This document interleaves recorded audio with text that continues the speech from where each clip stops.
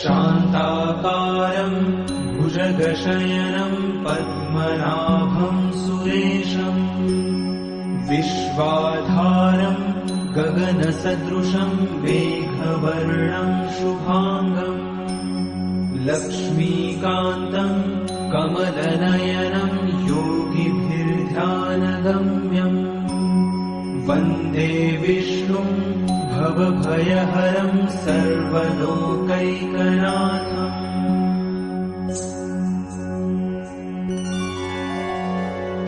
शान्ताकारं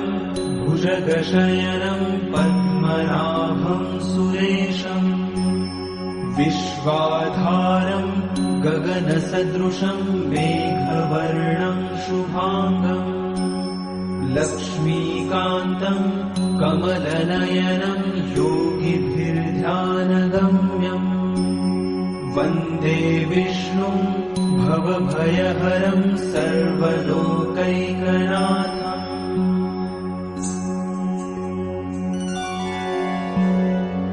शान्ताकारं भुजगशयनं पद्मनाभं सुरेशं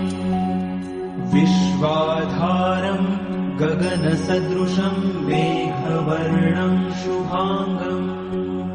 लक्ष्मीकान्तं कमलनयनं योगिभिर्ध्यानगम्यम् वन्दे विष्णुं भवभयहरं सर्वलोकैकनाथम्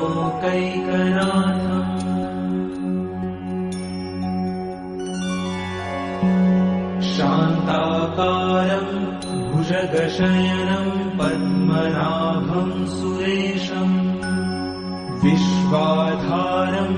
गगनसदृशं मेघवर्णं शुभांगं लक्ष्मीकान्तं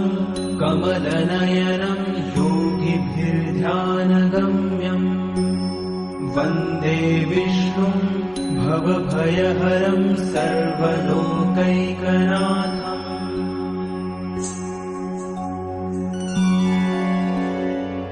शान्ताकारं भुजगशयनं पद्मनाभं सुरेशं विश्वाधारं गगनसदृशं मेघवर्णं शुभांगं लक्ष्मीकान्तं कमलनयनं योगिभिर्ध्यानगम्यम्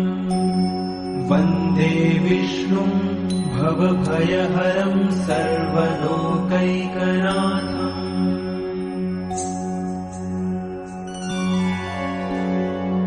शान्ताकारं भुजगशयनं पद्मनाभं सुरेशं विश्वाधारं गगनसदृशं मेघवर्णं शुभांगं लक्ष्मीकान्तं कमलनयनं योगिभिर्ध्यानगम्यम् वन्दे विष्णुं भवभयहरं सर्वलोकैकनाथम्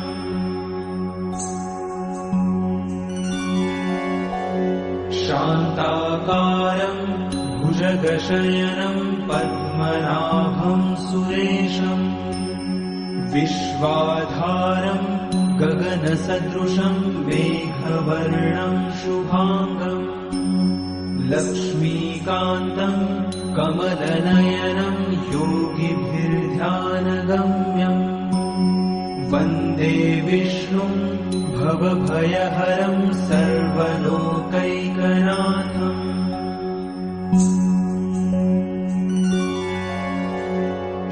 शान्ताकारं भुजगशयनं पद्मनाभं सुरेशं विश्वाधारं गगनसदृशं मेघवर्णं शुभांगं लक्ष्मीकान्तं कमलनयनं योगिभिर्ध्यानगम्यम् वन्दे विष्णुं भवभयहरं सर्वलोकैकनाथम्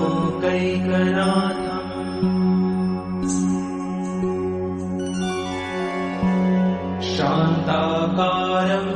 भुजगशयनं पद्मनाभं सुरेशं विश्वाधारं गगनसदृशं मेघवर्णं शुभाङ्गम् लक्ष्मीकान्तं कमलनयनं योगिभिर्ध्यानगम्यम् वन्दे विष्णुं भवभयहरं सर्वलोकैकनाथम्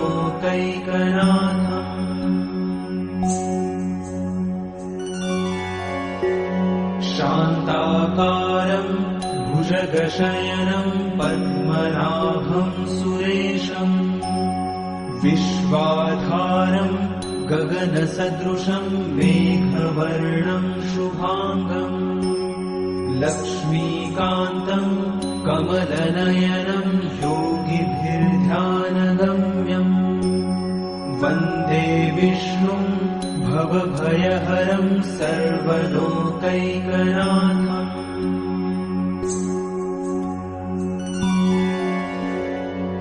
शान्ताकारं भुजगशयनं पद्मनाभं सुरेशम् विश्वाधारं गगनसदृशं मेघवर्णं शुभाङ्गम् लक्ष्मीकान्तं कमलनयनं योगिभिर्ध्यानगम्यम् वन्दे विष्णुं भवभयहरं सर्वलोकैकनाथम्